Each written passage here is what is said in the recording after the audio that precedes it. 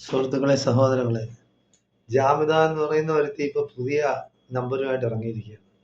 അവൾ ആളെ കളിയാക്കുകയാണ്, പടച്ചവനെ കളിയാക്കുകയാണ്. അവൾ ഇത്രയും നാള് ഇസ്ലാമിനെ ആക്ഷേപിച്ചു, ഇനി എനിക്ക് അതിന് കഴിയുന്നില്ല, എനിക്ക് സ്വർഗത്തിൽ പോകണം, മറ്റതാണ് മറിച്ചാണ്.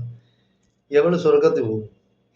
എവളെന്താണ്? എവള് ആളെ കളിയാക്കെ എവളെന്ന് പറഞ്ഞാൽ ആരാണെന്ന്, തന്തേന്ന് ആരാണെന്ന് അറിഞ്ഞൂടാ. അവളൊരു പേരിട്ടിട്ട് തലയിൽ തുണി ഇടുമ്പോഴത്തേക്ക് മുസ്ലിം ആവും.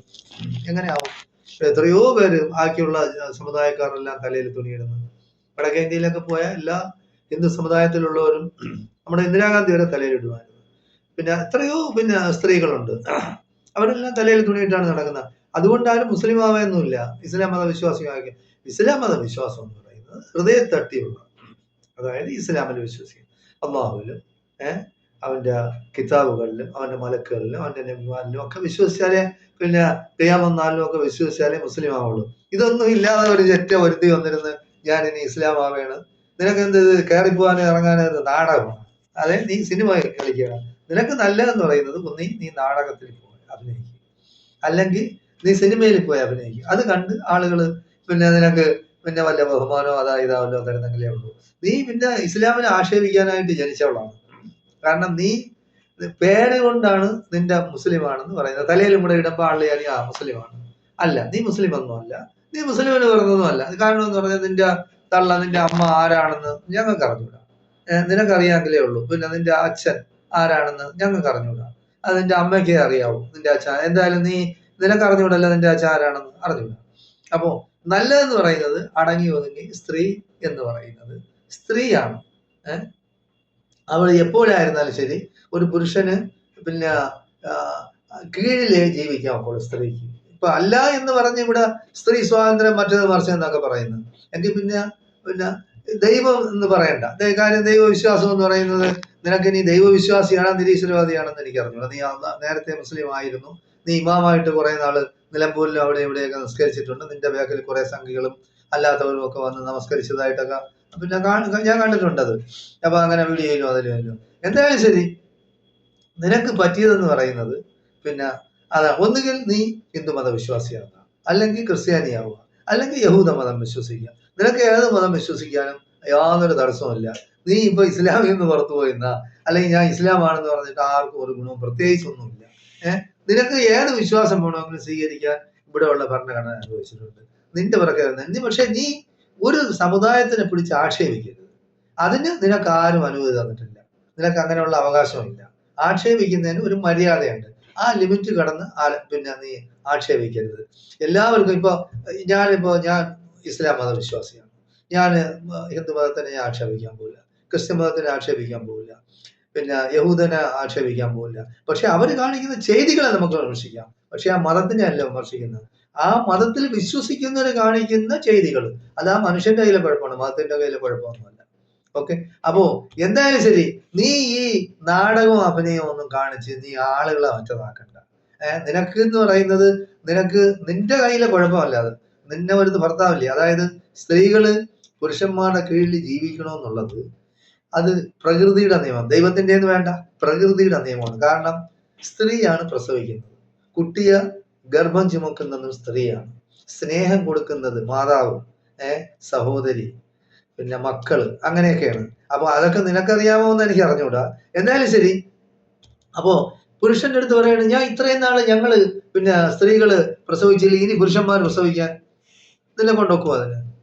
നിന്റെ മറ്റവന്മാരുടെ അടുത്ത് വല്ലതും പറഞ്ഞ് നീ ഇനി പുരുഷന്മാരെ കൊണ്ടൊന്ന് പ്രസവിപ്പിച്ചു നോക്കിയാണ്? അപ്പൊ അത് നടക്കുന്ന കാര്യമല്ല. നടക്കുമെങ്കിൽ നീ നടന്ന് കാണിക്കും. ഓക്കെ.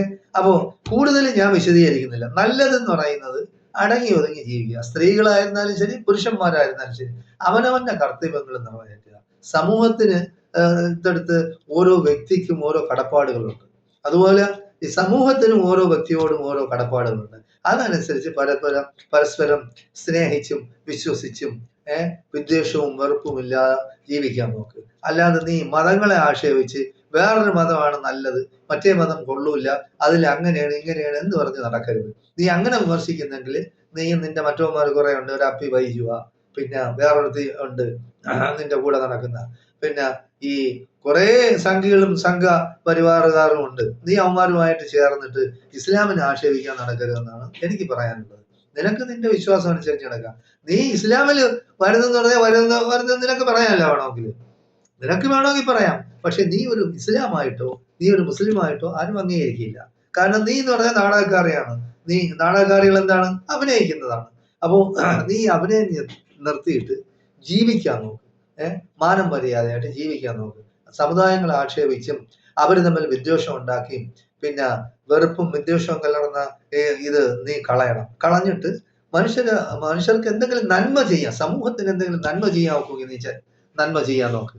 അതുകൊണ്ട് ചിലപ്പോ പിന്നെ നിനക്ക് എന്തെങ്കിലും നേട്ടം ഉണ്ടാകുന്നതിലേ ഉണ്ട്. നിനക്കും ഉണ്ട് മക്കള്.